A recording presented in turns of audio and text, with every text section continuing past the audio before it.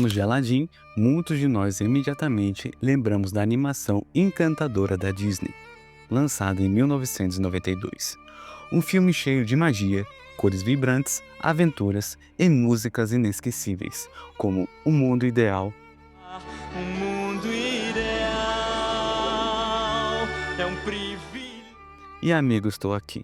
E como podemos esquecer do gênio, interpretado por Robin Williams? Se tornou um dos personagens mais icônicos da história da animação. E a história de Aladdin conquistou o coração de gerações inteiras. Mas o que muitos não sabem é que a verdadeira história de Aladdin, a que inspirou essa adaptação, tem origens bem diferentes e mais complexas do que a versão que vemos nas telonas. Então, que tal fazer uma viagem no tempo e explorar a verdadeira origem dessa história tão amada? A versão que conhecemos é apenas uma adaptação de algo muito maior, com um contexto cultural rico e uma série de transformações que aconteceram ao longo dos séculos. Vamos desvendar tudo isso, comparando a versão original de Aladdin com a clássica animação da Disney e ver como essas mudanças impactaram a percepção de um conto antigo. Então, se você ficou curioso, fique comigo até o final e não se esqueça de curtir, comentar e compartilhar e se inscrever. Então, vamos começar. A origem de Aladdin, As Mil e Uma Noites. Para começar nossa jornada, precisamos dar um passo atrás no tempo e mergulhar nas origens do conto de Aladdin. A história de Aladdin não começou com a Disney, como muitos poderiam imaginar. A história é baseada nas coletâneas populares do Oriente Médio e da Ásia Central, chamada As Mil e Uma Noites.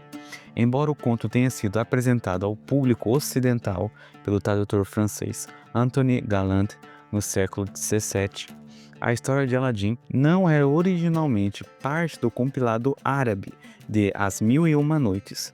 Galland foi quem incluiu a história de Aladdin em sua tradução, após ouvi-la de um contador de histórias sírio chamado Hana Diabe. Esse detalhe é fundamental, pois revela que a história foi moldada por influências culturais de várias partes do mundo. Na versão original, Aladdin é um jovem chinês e não árabe, como muitos pensam. Ele é um rapaz pobre que vive com sua mãe viúva e passa seus dias cometendo pequenas travessuras. A história começa com a chegada de um feiticeiro da África, que se passa por um tio de Aladdin.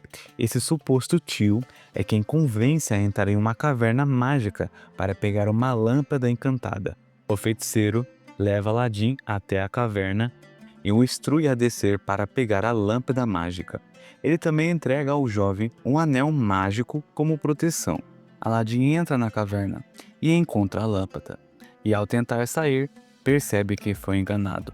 O feiticeiro, ao ver que Aladdin hesitava em entregar a lâmpada a ele, o tranca dentro da caverna. Desesperado, Aladdin esfrega acidentalmente um anel mágico que o feiticeiro havia lhe dado antes. Então surge um pequeno gênio que o ajuda a escapar. E agora aqui vem um detalhe interessante. Enquanto na Disney é apenas um gênio da lâmpada carismático e brincalhão, no conto original há dois gênios, o da lâmpada e a do anel, sendo que esse último é menos poderoso, mas ainda assim auxilia Aladdin em diversos momentos. Depois de escapar da caverna, Aladdin volta para casa e mostra a lâmpada para sua mãe. Eles descobrem que ao esfregá-la, um gênio incrivelmente poderoso aparece e pronto para realizar qualquer desejo. E aqui também tem uma diferença entre o da Disney e da original. O da Disney, ele tem um limite de 3 desejos. Já no original, ele é capaz de fazer qualquer desejo sem limitações. E com o tempo, Aladdin usa os poderes do gênio para transformar sua vida. Ele se torna um homem rico, ganha status na cidade e começa a atrair a atenção do sultão. É nesse momento que surge a princesa, que significa Lua Cheia das Luas Cheias, em árabe. E na adaptação da Disney, foi rebatizada como Jasmine. No conto original, a princesa não tem uma personalidade tão forte quanto na animação. Enquanto a Jasmine da animação é independente e sonha com a liberdade, essa outra princesa tem um papel mais tradicional, sendo prometida em casamento por seu pai a qualquer pretendente rico o suficiente. E usando a lâmpada mágica, Aladdin impressiona o sultão enviando presentes grandiosos e eventualmente se casa com a princesa. Diferente da Disney, onde Aladdin finge ser um príncipe encantado. No conto original, ele realmente constrói um império com a ajuda do gênio. As reviravoltas e o vilão retornando. O conto original, assim como o filme da Disney, tem uma dose de reviravoltas. O mago africano descobre que Aladdin sobreviveu e agora vive como um príncipe graças à lâmpada mágica. E determinado a recuperar o objeto poderoso, ele volta à cidade. Fingindo ser um mercador, ele engana a princesa, onde oferece lâmpadas novas por velhas. E sem saber do valor real da lâmpada mágica, ela troca o objeto por uma lâmpada comum. E com isso, o mago convoca o gênio da lâmpada e ordena que ele transporte todo o palácio, incluindo a princesa, para a África, deixando o protagonista sem nada. Aqui, Aladdin precisa contar com o gênio do anel para viajar até a África e recuperar a lâmpada. A partir daí, ele usa sua inteligência para enganar o feiticeiro e recuperar sua lâmpada e restaurar sua posição. Na Disney, Jafar segue um caminho parecido, usando o poder da lâmpada para dominar Aqaba. Mas, no final, é derrotado de maneira mais cômica e rápida. Já no conto original, o vilão é derrotado de uma forma mais dramática. Aladdin consegue derrotar o mago utilizando sua inteligência e os poderes dos gênios. Ele envenena o mago durante o banquete, uma estratégia que resulta na morte do vilão. Com isso, Aladdin recupera sua lâmpada e seu palácio, e restabelece a ordem em sua vida. E Aladdin volta triunfante para governar a cidade ao lado de sua amada. Porém, aqui entra outro personagem interessante e o desfecho dessa história irá ter outro caminho. O irmão mais jovem e maléfico do mago africano. Depois de ouvir sobre a morte de seu irmão mais velho, o mago africano, o irmão mais novo, que era mais perverso e inteligente, decidiu vingar sua morte.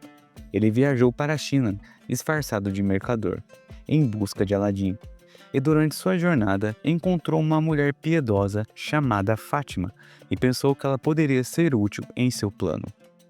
O mago então entrou no quarto de Fátima e, segurando uma adaga contra seu peito, e a ameaçou. Ele exigiu que ela fizesse exatamente o que ele mandasse, caso contrário, a mataria. E para executar seu plano, ele trocou de roupas com ela, fingiu seu rosto para se parecer com Fátima e colocou seu véu e tragicamente a matou, para que ela não pudesse contar nada a ninguém. Então, disfarçado de Fátima, o mago africano foi até o palácio de Aladdin, e o povo, acreditando que ele era a Santa Mulher, reuniu-se ao seu redor e estavam lhe beijando as mãos e implorando por suas bênçãos. A princesa, então curiosa sobre a agitação, pediu a uma das suas escravas que olhasse pela janela para ver o que estava acontecendo.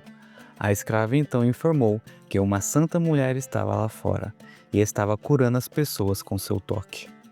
A princesa, que há muito tempo desejava ver Fátima, mandou chamá-la ao palácio. Quando a falsa Fátima chegou ao palácio, ofereceu uma oração pela saúde e prosperidade da princesa. A princesa, encantada, implorou para que a santa mulher ficasse sempre ao seu lado.